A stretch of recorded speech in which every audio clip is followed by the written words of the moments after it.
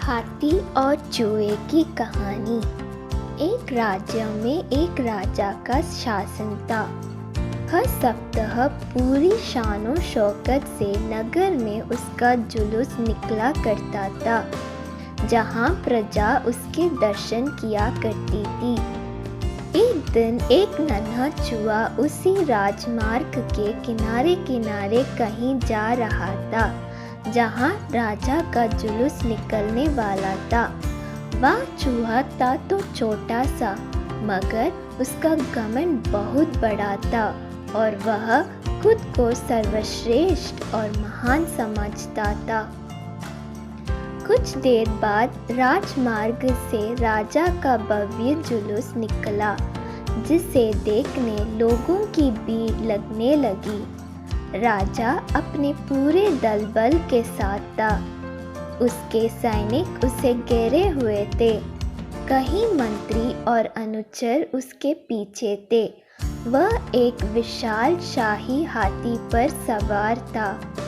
हाथी शाही था, इसलिए उसे भव्यता से सजाया गया था और उसकी शान भी देखते बनते थी। जुलूस में हाथी के साथ एक शाही बिल्ली और एक कुत्ता भी थे। राजा का जुलूस देखने को उमड़ी भीड़ राजा के साथ साथ उसके शाही हाथी की भी प्रशंसा कर रहे थी। यह सुनकर घमंडी चूहे को बहुत बुरा लगा।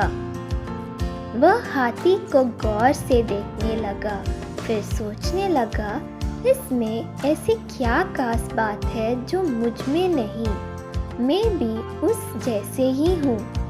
मेरे पास भी 2 आँख, 2 कान, 1 नाक और 4 पैर है। फिर उसकी कितनी प्रशंसा क्यों?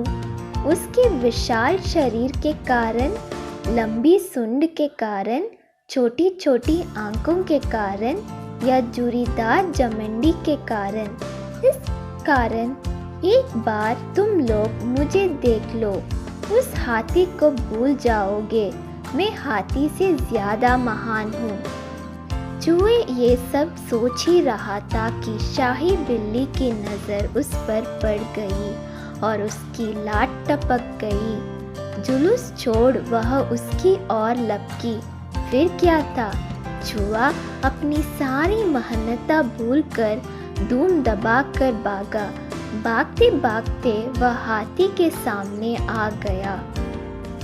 आगे बढ़ते हाथी ने उस विद्य से चूहे को देखा तक नहीं और अपना विशाल पैर उठा लिया। चूहा उसके पैर के नीचे कुचलने ही वाला था, मगर किसी तरह उसने खुद को बचाया। वहाँ से बचा तो खतरनाक कुत्ता सामने था, जो उसे देखकर गुर्राया। चूहा पूरी जान लगाकर वहाँ से भागा और राजमार्ग के किनारे स्थित एक छेद में घुस गया। उसका सारा घमंड उतर चुका था।